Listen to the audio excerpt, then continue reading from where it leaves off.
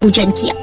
उधर माँ पार्वती भी कैलाश पर्वत पर भगवान शिव की पूजा करती हैं और उनके हाथों से जल और भोजन ग्रहण करके अपने करवा चौथ के व्रत को पूर्ण करती हैं।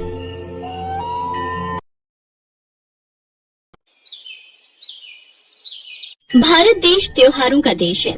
यहाँ भिन्न भिन्न प्रकार के उत्सव मनाए जाते हैं, जिनकी अपनी ही प्रथा और अपनी ही संस्कृति है।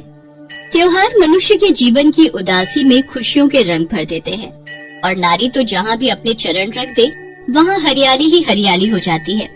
ऐसा ही हरियाली बिखेरता महिलाओं का उत्सव है हरियाली तीज। हरियाली तीज सावन का प्रमुख त्योहार है, जो श्रावण मास के शुक्ल पक्ष की तृतीया तिथि को मनाया जाता है। इस दिन सुहागिन महिलाएं पति की लंबी उम्र के लिए निर्जला व्रत रखती हैं, तो वहीं कुंवारी लड़कियां मनोवांछित वर की प्राप्ति के लिए वर रखती हैं। मान्यता है कि हरियाली तीज के दिन भगवान शिव ने देवी पार्वती को पत्नी के रूप में स्वीकार करने का वरदान दिया था। इसी दिन को हरियाली तीज के रूप में मनाया जाता है। इस दिन स्त्रियां माता पार्वती और भगवान शिव जी की पूजा करती हैं। हरियाली तीज और व्रत से जुड़ी एक पौराणिक कथा के अनुसार माता पार्वती ने पर्वतराज हिमालय के घर जन्म लिया। माता पार्वती ने भगवान शिव को पति रूप में पाने के लिए गंगा के तट पर 12 वर्षों तक बिना किसी मौसम की परवाह किए घोर तप किया था। एक दिन देवी पार्वती की तपस्या को देखकर नारद जी महाराज हिमालय के महल में पधारे। नारायण नारायण। प्रणाम देवर्षि नारद, आपका स्वागत है। कहिए, मैं आपकी क्या सेवा कर सकता हूँ? गिरिराज, मैं भगवान विष्णु के भेजने पर यहाँ उपस्थित हुआ हूँ। आपकी कन्या पार्वती ने बड़ा कठोर तप किया है। इससे प्रसन्न होकर वे आपकी सुपुत्री से विवाह करना चाहते हैं। इस संदर्भ में मैं आपकी राय जानना चाहता हूँ। देवर्षि नारद, आपने तो ये प्रस्ताव सुनाकर मेरी समस्त चिंताएं ही दूर कर दी। यदि स्वयं विष्णु मेरी कन्या का वरण करना चाहते हैं तो भला मुझे क्या आपत्ति हो सकती है? वे तो साक्षात ब्रह्म हैं। हे महर्षि, ये तो हर पिता की इच्छा होती है कि उसकी सुपुत्री सब सुखों को प्राप्त करे। पिता की सार्थकता इसी में है कि पति के घर जाकर उसकी पुत्री पिता के घर से अधिक सुखी रहे। पर्वतराज हिमालय की स्वीकृति पाकर नारद जी विष्णु जी के पास गए और उनसे विवाह के निश्चित होने का समाचार सुनाया। मगर इस विवाह संबंध की बात जब पार्वती के कानों में पड़ी तो उनके दुख का ठिकाना न रहा। क्या हुआ पार्वती? विष्णु भगवान से विवाह के बारे में सुनकर तुम दुखी क्यों हो गई? सखी, मैंने सच्चे हृदय से भगवान भोलेनाथ का वरण किया है, किंतु मेरे पिता ने मेरा विवाह विष्णु जी से निश्चित कर दिया। मैं विचित्र धर्म संकट में हूँ। अब क्या करूँ? प्राण छोड़ देने के अतिरिक्त अब कोई भी उपाय शेष नहीं बचा है। नहीं पार्वती, ऐसे अशुभ बातें मुख से नहीं निकालते। संकट के समय हमें धैर्य से काम लेना चाहिए। नारी के जीवन की सार्थकता इसी में है कि पति रूप में हृदय से जिसे एक बार स्वीकार कर लिया, जीवन पर्यंत उसी से निर्वाह करे। सच्ची आस्था और एक निष्ठा के समक्ष तो ईश्वर को भी समर्पण करना पड़ता है। मैं तुम्हें घनघोर जंगल में ले चलती हूँ, जो साधना स्थली भी हो और जहाँ तुम्हारे पिता तुम्हें खोज भी ना पाए। वहाँ तुम साधना में लीन हो जाना। मुझे विश्वास है कि ईश्वर अवश्य ही तुम्हारी सहायता करेंगे।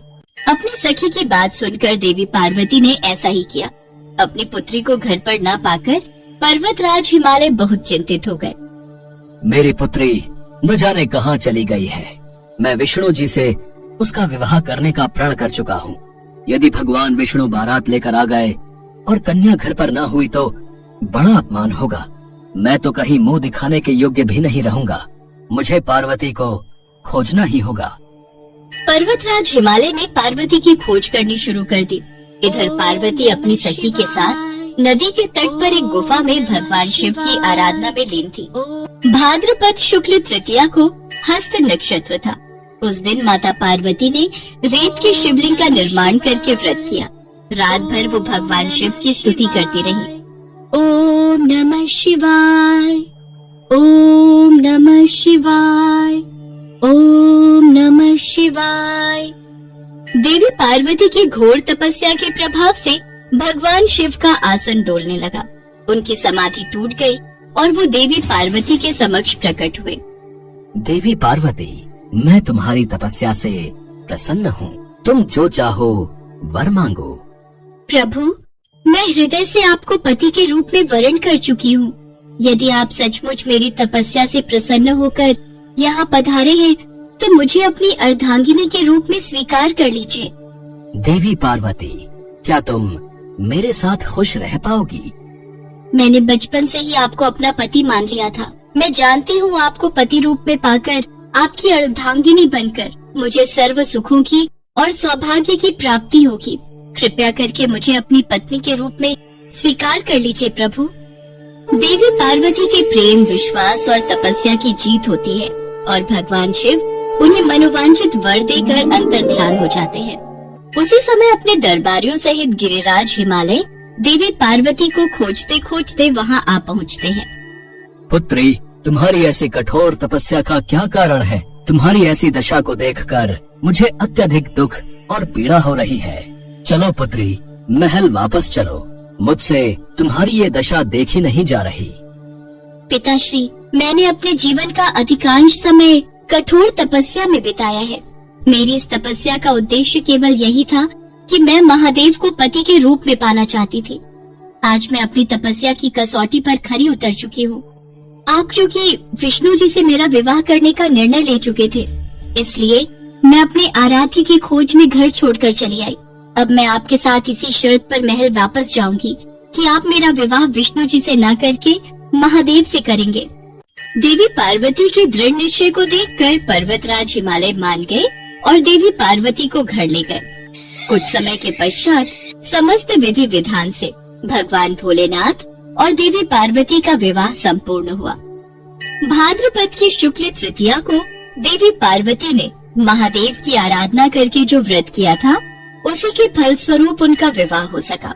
भगवान शिव के वरदान के कारण उस दिन से हरियाली तीज का व्रत प्रारंभ हो गया। कहा जाता है कि जो कोई सुहागन स्त्रियां और कुंवारी कन्याएं इस व्रत को करती हैं, भगवान भोलेनाथ और माता पार्वती उन्हें मनोवांछित फल देते हैं। इसलिए सौभाग्य की इच्छा करने वाली प्रत्येक युवती को हरियाली तीज व्रत पूरी निष्ठा तथा आस्था से करना चाहिए।